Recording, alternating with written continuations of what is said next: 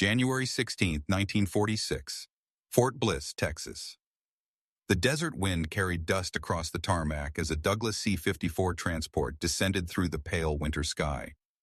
Inside the aircraft's cramped cabin, 16 men sat in silence, their faces pressed against small windows, watching America unfold beneath them, endless, impossibly vast, untouched by war. They wore ill-fitting civilian suits provided by the United States Army, their fingers still bearing the pale marks where wedding rings had been confiscated months earlier. Dr. Wernher von Braun sat among them, his left arm still in a cast from the skiing accident that had nearly killed him during the final days of the Reich. He had spent the last 8 months in a peculiar kind of captivity, neither prisoner nor guest, waiting in hotels and temporary quarters while men in pressed uniforms decided his fate. Now, as the wheels touched American soil with a jolt that made several scientists grip their armrests, von Braun understood that the waiting had ended. They had crossed into something unprecedented in the architecture of conquest, a nation that would hire its defeated enemies to build the very weapons that might one day be used against their homeland. The propellers slowed to silence. Through the window, von Braun could see a delegation waiting on the tarmac. Army officers, civilian officials, and beyond them, arranged in neat rows like a display of abundance, were trucks loaded with equipment, crates stamped with English words, and most striking of all, soldiers who looked well-fed, almost casual in their prosperity. One American sergeant stood smoking a cigarette, his posture relaxed in a way that would have earned a German soldier 10 days of punishment detail. Von Braun felt something shift in his chest, a sensation he would later struggle to name. It was not quite hope, not quite fear, but rather the vertiginous understanding that all his assumptions about power, loyalty, and the inevitable trajectory of technical genius had suddenly become irrelevant. The war had taught him that superior engineering could not save a regime built on madness and cruelty. America was about to teach him something far more unsettling, that a democracy could be ruthlessly pragmatic, that freedom could coexist with cold strategic calculation, and that a nation's greatest weapon might not be any rocket or bomb, but rather its willingness to forgive the unforgivable in service of the future. The history of Operation Paperclip did not begin on that Texas tarmac, but rather in the smoking ruins of the Nordhausen concentration camp in April 1945, where American soldiers had discovered the true cost of German technical achievement. The Mittelwerk factory, buried deep in the Kohnstein mountain, had produced the V-2 rocket, Hitler's Vergeltungswaffe, his weapon of vengeance, using the slave labor of 60,000 prisoners, of whom at least 20,000 had died from starvation, disease, beatings, and executions. When the 104th Infantry Division liberated the camp, they found corpses stacked like cordwood and survivors so emaciated that grown men weighed less than 70 pounds. The soldiers who entered those tunnels vomited at the smell, wept at the sight of the dead, and filled their reports with words that seemed inadequate to capture the mechanized cruelty they had witnessed. Yet even as the photographers documented the atrocity and the world recoiled in horror, another group of Americans was already making different calculations. In Washington, in the offices of the Joint Intelligence Objectives Agency, men with security clearances and doctorates were compiling lists. They had studied the German scientific establishment with the thoroughness of accountants auditing a seized company, and what they found both impressed and alarmed them. The Third Reich, despite its military collapse, had achieved technical breakthroughs that exceeded anything the United States or Britain had accomplished in rocketry, aerodynamics, jet propulsion, and chemical weapons.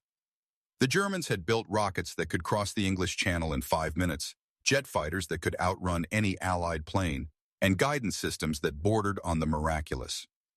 More troubling still was the knowledge that the Soviet Union, America's wartime ally and emerging Cold War adversary, was racing to capture these same scientists and transport them eastward. By May 1945, as Hitler's body smoldered in a Berlin courtyard and Europe counted its 40 million dead, the Americans faced a choice that would have seemed impossible just months earlier. Either recruit the architects of Nazi weapons programs or watch them build rockets for Stalin. The decision was made with remarkable speed and remarkable moral flexibility.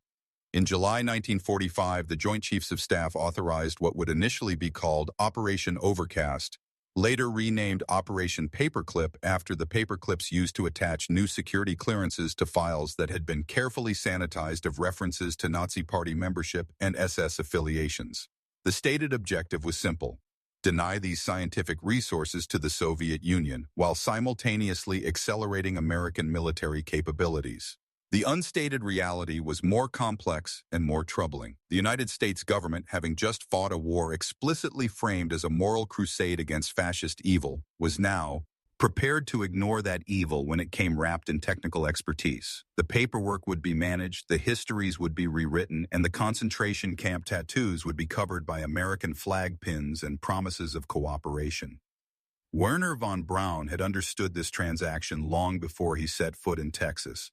In May 1945, as the Wehrmacht disintegrated and Soviet forces closed in on the rocket facilities at Peenemünde, von Braun had gathered his top engineers and made a calculation that would define the rest of his life. They could surrender to the Soviets, who would undoubtedly put them to work but would also treat them as prisoners and potentially as war criminals. They could attempt to disappear into the chaos of post-war Germany, abandoning their life's work and risking execution by Nazi fanatics or Allied occupation forces. Or they could surrender to the Americans, betting that the United States would value their knowledge more than it valued justice for their crimes.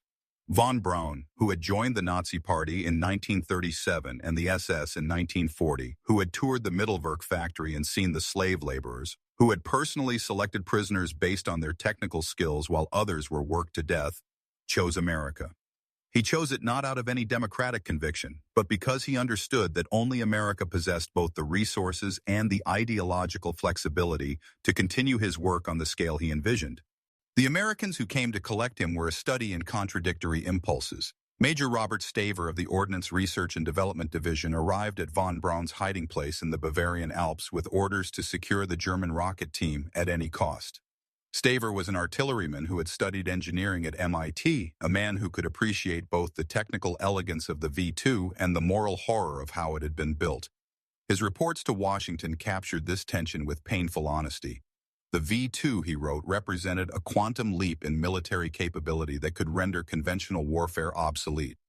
But he also noted, in language that would later be excised from official histories, that many of the German scientists showed no remorse whatsoever for their role in the Nazi regime and displayed a disturbing tendency to view their work as purely technical, divorced from any moral consideration of its applications or the methods of its production.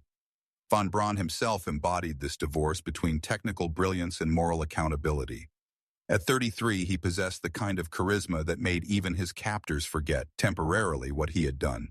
He spoke fluent English, demonstrated an encyclopedic knowledge of American engineering journals, and expressed, with what appeared to be genuine enthusiasm, his eagerness to help the United States develop its rocket program.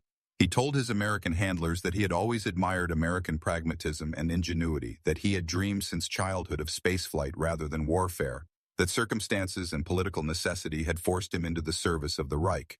None of this was entirely true, and none of it was entirely false. Von Braun had been a genuine believer in the National Socialist state, at least until its military incompetence became undeniable. He had accepted his SS rank above, and his role in the armaments ministry with enthusiasm, seeing them as necessary steps in securing resources for his projects.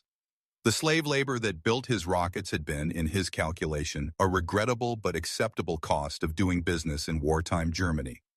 Now, speaking to his American interrogators in a requisitioned hotel room in Garmisch-Partenkirchen, he recalculated with the same cold efficiency. If the Americans needed him to express regret, he would express regret. If they needed him to be apolitical, he would become apolitical. The work was what mattered. The equations, the thrust-to-weight ratios, the dream of breaking free from Earth's gravity. Politics, he suggested with a slight smile, had always been secondary. The Americans wanted to believe him. This was perhaps the most remarkable aspect of Operation Paperclip, not the bureaucratic mechanics of sanitizing Nazi records, but the genuine eagerness with which many American officials embraced their former enemies. In the Cold War calculus that was rapidly replacing wartime moral certainties, scientists like von Braun represented strategic assets too valuable to waste on something as abstract as justice. The Soviet Union had already captured thousands of German scientists and engineers, stripping entire factories and laboratories and shipping them eastward. Sergei Korolev, who would become the chief architect of the Soviet space program, was at that very moment interrogating his own collection of German rocket specialists, extracting every detail of V-2 technology before ultimately deciding that Soviet scientists could reverse engineer the designs without permanently relying on Nazi expertise. The Americans chose a different path. Rather than extracting knowledge and discarding the vessels that contained it, They decided to integrate these men fully into American society, to give them careers, homes, citizenship, and eventually the opportunity to shape the trajectory of the Cold War itself. The scientists who arrived at Fort Bliss in late 1945 and early 1946 expected something very different from what they found. Their experience of America had been filtered through Nazi propaganda, which had portrayed the United States as a mongrel nation of weaklings, materialistic and soft, lacking the discipline and racial purity that supposedly made the Reich superior. The reality shocked them in ways both large and small. Fort Bliss itself, with its sprawling facilities and seemingly endless supply of equipment, contradicted every assumption they had made about American industrial capacity. The Germans had fought the war under conditions of increasing scarcity, their factories bombed, their supply lines shattered, their ersatz materials growing more ersatz as the Reich's territory contracted. They had been told that America was equally desperate, equally depleted. Instead, they found warehouses stocked with tools, materials delivered without apparent concern for cost, and a bureaucratic system that, while frustrating in its complexity, seemed to operate on the assumption that resources were fundamentally abundant rather than scarce. More unsettling still was the treatment they received. The Germans had expected, at minimum, to be treated as prisoners of war. Many had feared they would be executed as war criminals or handed over to the Soviets as part of some diplomatic arrangement. Instead, they were given salaries, modest by American standards but astonishing to men who had seen the complete collapse of the German currency. They were housed in barracks that, while Spartan, were heated, clean, and equipped with plumbing that actually worked. They were fed meals that included meat, fresh vegetables, and dairy products in quantities they had not seen since before the war. One scientist, Dr. Ernst Stuhlinger, would later recall his first breakfast at Fort Bliss with something approaching religious awe. Eggs, bacon, bread, butter, milk, coffee, and orange juice, all served at a single meal to men who had recently been eating boiled turnips and sawdust bread. The abundance was not accidental. The Americans understood, perhaps better than they understood, the moral implications of their recruitment program, that well-fed scientists were productive scientists, and that the path to loyalty ran through the stomach. The symbolic power of American food would become a recurring theme in the experience of Operation Paperclip scientists. In the ruins of Germany, food had been a weapon, a means of control, a marker of hierarchy. The SS had eaten well while slave laborers starved. The civilian population had been reduced to scavenging and black market trading, with a loaf of bread worth a month's salary. The sudden transition to American abundance created a cognitive dissonance that many scientists struggled to process. This was not the decadent, weakened America of Nazi propaganda. This was a nation that could afford to be generous even to its former enemies, that possessed resources so vast that feeding a few hundred German scientists represented no sacrifice whatsoever. The message was clear and deliberately sent. America had won the war not through superior ideology or racial purity, but through superior productivity, superior logistics, and a political economic system that could mobilize resources on a scale the Reich had never approached. Yet the abundance came with contradictions that troubled even those scientists willing to set aside questions of their own culpability. They were paid employees of the United States Army, but they were also, technically, prisoners whose movements were restricted and whose mail was censored. They were honored for their expertise, invited to lecture to American military audiences and consult on research projects, yet they were also isolated from American society, confined to military installations, forbidden from discussing their work with anyone outside the program. They had families trapped in occupied Germany, wives and children living in ruins, desperate for any news or assistance. Yet the American authorities moved slowly on family reunification, using the separated families as leverage to ensure good behavior and full cooperation. The scientists were required to sign contracts pledging their loyalty to the United States and promising to share all their knowledge without reservation, yet they knew that any German who had collaborated so thoroughly with an occupying power would be considered a traitor. They had chosen survival over principle, pragmatism over loyalty, and the Americans had made that choice possible. But the Americans also never let them forget what that choice had cost. Wernher von Braun adapted to these contradictions with the same skills that had allowed him to thrive in the Third Reich. He became the public face of the German rocket team, the one who dealt with American military officials, the one who translated not just language but culture, explaining American informality to his more rigid German colleagues while presenting German technical achievements in terms that emphasized their future potential rather than their past applications. He studied American management styles, American optimism, American public relations. He learned to smile broad, lie for photographers, to make small talk about baseball and Hollywood movies, to express gratitude for American opportunities without dwelling on the circumstances that had created those opportunities. He began, in other words, to perform America, to embody the myth of redemption and second chances that Americans preferred to believe about their own nation. The performance was convincing because it contained elements of genuine transformation. Von Braun had been a Nazi, but he had never been an ideological Nazi in the way that Heinrich Himmler or Joseph Goebbels had been. His commitment had been to rocketry, to the technical challenges of spaceflight, to the grandiose vision of humanity escaping Earth's gravity. The Third Reich had given him resources, authority, and freedom to pursue that vision. When the Reich collapsed, he found, to his genuine surprise, that America could offer even more. The moral reckoning that should have accompanied this transition simply never occurred, at least not in any public or official sense. The Americans did not want von Braun to grapple with his complicity in slave labor and war crimes. They wanted him to build rockets. The distinction between the man and his expertise, between the scientist and the Nazi, was artificial and convenient, but it was the foundation on which Operation Paperclip was built. Other scientists made the transition less smoothly. Dr. Kurt Debus, who had been an SA member and an ardent Nazi, struggled with what he perceived as American chaos and lack of discipline. He complained privately to colleagues that American soldiers were disrespectful to officers, that the mixing of races in the military was unnatural and inefficient, that the whole democratic experiment seemed designed to reward mediocrity rather than excellence. Yet even Debus could not deny the results.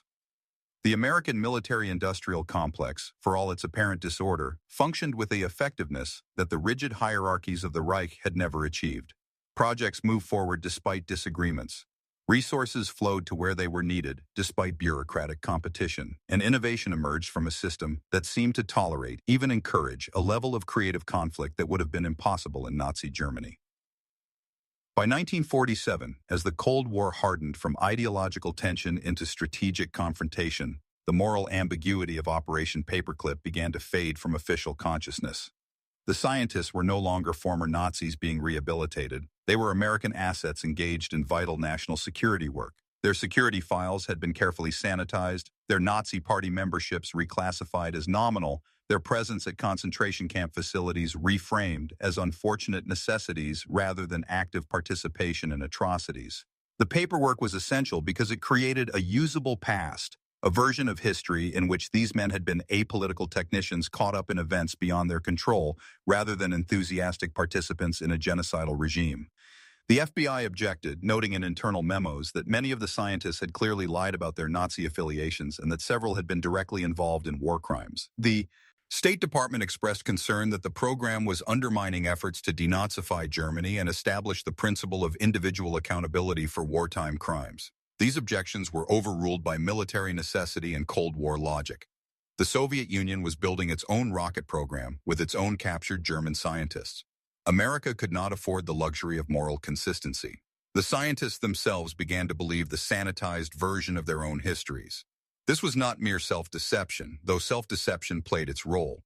It was rather a necessary psychological adaptation, a way of living with decisions that, examined too closely, would have revealed an absence of integrity that made continued work impossible. Von Braun became particularly adept at this form of historical revision. In interviews and public appearances, he spoke of his wartime work as if it had been purely focused on spaceflight, as if the V-2 had been a scientific achievement tragically perverted by military applications, as if he had been a dreamer caught in a nightmare rather than an architect of that nightmare's most advanced weapons. He never mentioned the 9,000 civilians killed by V-2 strikes on London, Antwerp, and other cities. He never mentioned the 20,000 slave laborers who died building those rockets. He never mentioned his own visits to Mittelwerk, his own knowledge of conditions there, his own choice to continue the program despite that knowledge. Instead, he spoke of the future, of satellites and space stations, of moon landings and Mars missions, of a destiny among the stars that would justify any past compromise. The American public, for the most part, was never given the opportunity to decide whether they believed this narrative. Operation Paperclip remained classified, its full scope hidden behind layers of secrecy and bureaucratic euphemism. Occasional news reports mentioned German scientists working on American rocket programs, but the articles emphasized the voluntariness of their service and the thoroughness of their denazification. The concentration camps, the slave labor, the SS memberships, these remained locked in security files, accessible only to officials who had already decided that the strategic value of the scientists outweighed any historical crimes. It was not until the 1970s when investigative journalists and Holocaust survivors began systematically exposing the truth about Operation Paperclip that the full scope of the program became public knowledge. By then, of course, it was too late for justice. Von Braun had become the public face of the American space program, a celebrity scientist who had fulfilled his promise by helping put American astronauts on the moon. Whatever sins he had committed in the service of the Reich had been, in the American narrative, redeemed by his service to democracy and human progress. The symbolic object that best captured this transformation was not a weapon or a piece of technology, but rather something mundane and powerfully American, the cafeteria tray. At Fort Bliss, at White Sands Proving Ground, and later at the Redstone Arsenal in Huntsville, Alabama, the German scientists ate their meals from government-issued trays and cafeterias that served anyone with proper authorization. Military officers, civilian engineers, secretaries, janitors, all standing in the same line, all eating the same food. This was deeply alien to men who had lived in a society built on rigid hierarchy, where rank and race determined every privilege, where the idea of an SS officer standing in line behind a secretary would have been unthinkable. The cafeteria line was not just a convenience, it was a daily lesson in democratic egalitarianism, a physical manifestation of the American principle that all labor, all contribution to the collective project, possessed inherent dignity. The trays themselves, divided into compartments for entree, vegetable, starch, dessert, represented an approach to life that was fundamentally optimistic. The assumption was abundance, variety, choice within structure. Even the dessert compartment, that small square that might hold cake or pie or jello, spoke to a society that believed pleasure was not sinful but natural, that efficiency and enjoyment were not contradictory but complementary. The German scientists, many of whom had survived the final years of the war on rations that grew steadily more meager, found themselves confronted 3 times a day with evidence that they had been lied to about America's weakness and scarcity. The cafeteria tray became a symbol more powerful than any propaganda, a daily material reminder that they had joined the winning side not just of a military conflict, but of a fundamental argument about how societies should organize resources and treat their members. Yet the cafeteria also revealed the limits of that egalitarianism. The German scientists noticed immediately that the cafeteria staff were often Black Americans, that the janitors and laborers were disproportionately men and women of color, that the officer corps and the engineering staff remained overwhelmingly white. Some of the scientists, particularly those who had most internalized Nazi racial ideology, took comfort in this, seeing it as evidence that even America understood the necessity of hierarchy, that the democratic rhetoric was merely a polite fiction covering the same realities that had structured the Reich. Others began to recognize something more complex and more challenging, that America was a society genuinely committed to principles it had not yet learned to fully practice, that the gap between ideal and reality was not hypocrisy, but rather the creative tension that drove the nation forward. The civil rights movement was still years away, but its foundations were already visible to anyone willing to look closely at the contradictions of American military life. By 1950, Operation Paperclip had evolved from an emergency wartime expedient into a permanent feature of American scientific infrastructure. The scientists were being granted citizenship, their families were being reunited with them, and their work was being integrated into American military and aerospace programs at every level. The program had expanded far beyond rocketry to include specialists in aviation, medicine, chemical weapons, and electronics. In total, over 1,600 German scientists, engineers, and technicians would be brought to the United States under Operation Paperclip and related programs. Many of them would spend decades working for American defense contractors and government agencies. Some would become American success stories, publishing papers, training the next generation of engineers and contributing to technologies that ranged from ballistic missiles to weather satellites to the Apollo program that would land men on the moon. The moral cost of this success remained largely unexamined. The few American officials who expressed reservations about employing Nazi scientists were quietly reassigned or ignored. The survivors of the concentration camps where these men had worked were rarely consulted, their testimony deemed irrelevant to the strategic calculations of the Cold War. The principle that had been established at Nuremberg, that individuals bear personal responsibility for their actions, that superior orders do not excuse war crimes, was quietly set aside when those individuals possessed technical knowledge the United States desired.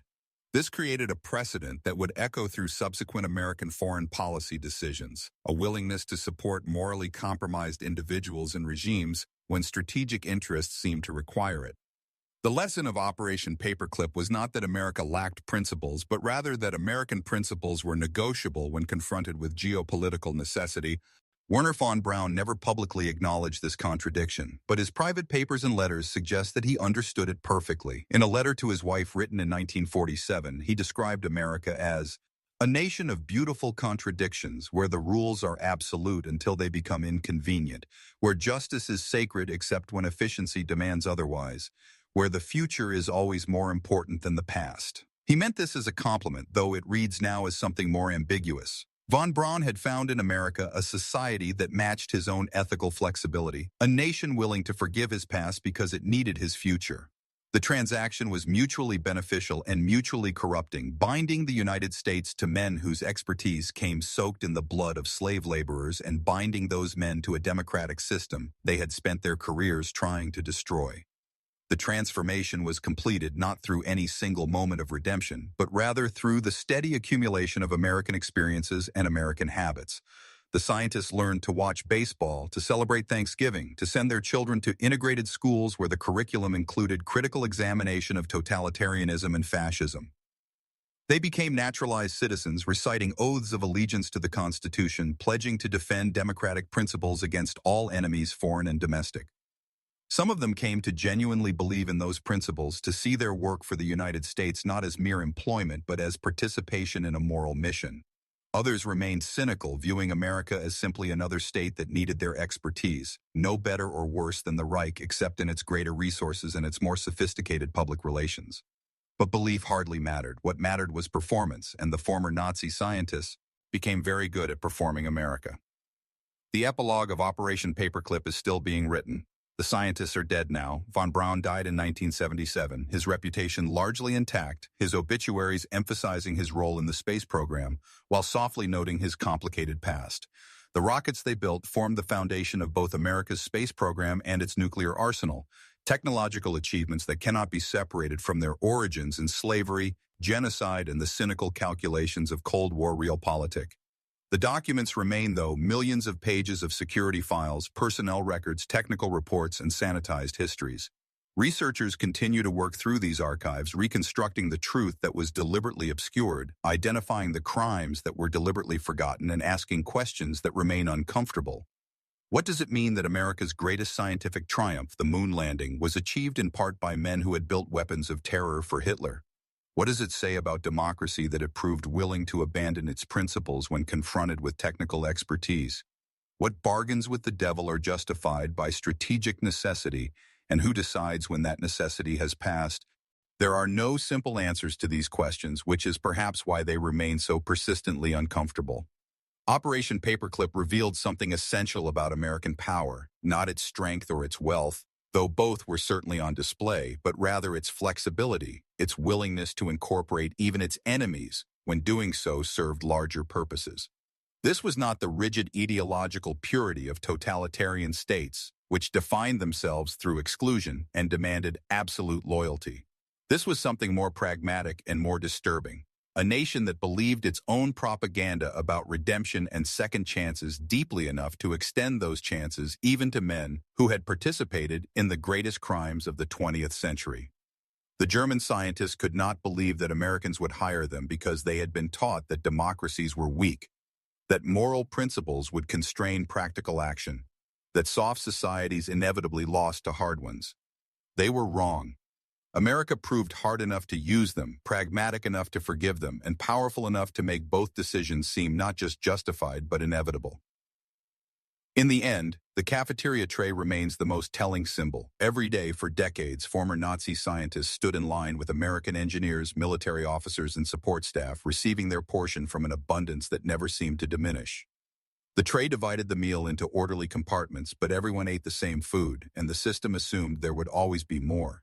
This was the promise that democracy made to its new recruits. Not justice, not moral absolution, not even full acceptance, but simply the opportunity to be useful, to contribute, to find purpose in a society that measured value by productivity rather than ancestry. The scientists took that bargain because they had no better option, because survival required adaptation, and because the work, the beautiful, terrible work of building rockets, mattered more than any question of loyalty or principle. The rockets they built flew, and they flew true, carrying satellites and astronauts and eventually the dreams of a nation that had decided the future was worth any compromise with the past. Whether that decision was right remains a question that each generation must answer for itself. But the fact that it was made so thoroughly and with so little public debate, tells us something crucial about the nature of power in the modern world. The German scientists could not believe that Americans would hire them because they understood too little about American confidence and too much about their own crimes. They were right to be surprised. What they failed to understand was that their surprise itself was a measure of American power, the power not just to defeat enemies but to transform them, to make them useful, and ultimately to make them American, no matter how dark the shadows they brought with them from the ruins of the Reich.